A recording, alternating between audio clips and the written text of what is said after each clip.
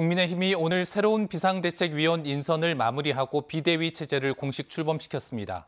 한 주간 주요 정치 현안 오승용 킹핀 정책 리서치 대표 모시고 이야기 나눠보겠습니다. 대표님 안녕하세요. 네, 안녕하십니까. 네, 정진석 비대위 체제가 오늘 막을 올렸습니다. 그런데 비대위원으로 인선된 주기환 전 광주시장 후보가 곧바로 사퇴를 선언했네요. 네, 그렇습니다. 당연직 3명 포함해서 총 9명으로 비대위 구성을 완료를 했습니다. 네. 원내 비대위원으로는 김상훈, 정점식, 전주회 의원이 포함돼서 영남과 호남을 배려한 것 같고요. 원외로는 김종혁, 김행, 김병민 등의 수도권 출신 원외 당협위원장을 배려한 흔적이 있습니다. 네. 처음 비대위원으로 발표된 주기환 전 광주시장 후보의 경우는 대통령 측근 인선이다라는 정치적인 비판이 부담이 되었는지 고사했고요. 호남 출신의 전주회 의원으로 대체가 됐습니다. 2시 상임전국위원회에서 가결이 됐고요. 그렇지만 이준석 대표가 이미 당헌 개정을 위한 상임전국위원회 개최 그리고 정진석 비대위 효력정지 가처분 신청을 한 상태이기 때문에 당내 갈등과 분열 양상이 이미 정치적으로 타결되기는 좀 힘든 거 아니냐라는 그런 전망이 많습니다. 한 세력이 완벽히 패배해야 마무리가 되는데 네. 이준석을 위시한 유승민계의 반발과 저항이 법원 판결을 계기로 완전히 무력화될 수도 혹은 더 큰 세력을 얻을 수도 있는 전환점에 서 있다고 봅니다. 네, 지난주 검찰에 이어 경찰이 성남FC 의혹과 관련해서 이재명 더불어민주당 당대표를 기소 의견으로 검찰에 송치했습니다.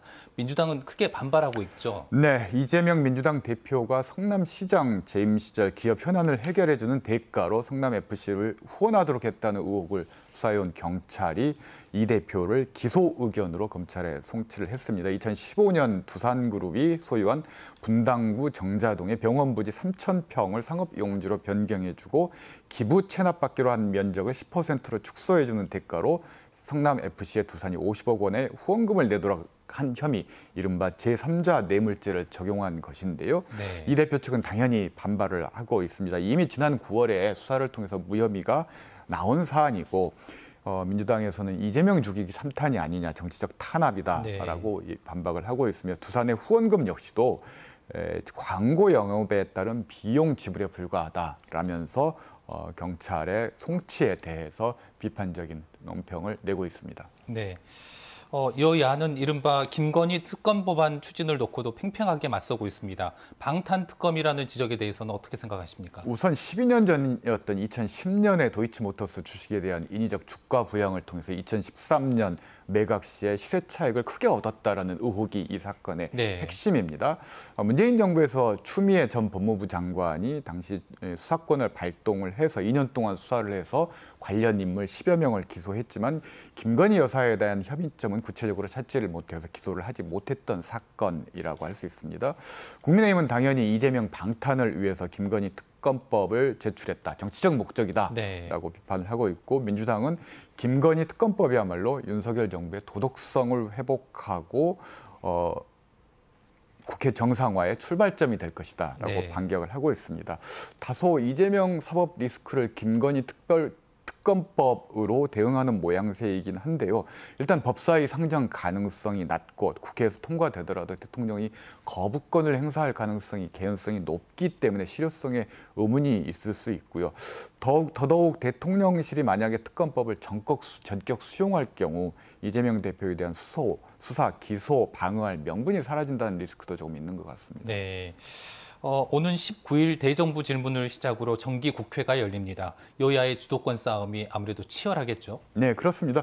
윤석열 정부 출범 이후 첫 번째 국정감사의 전초전이라고 할 수 있을 것 같은데요.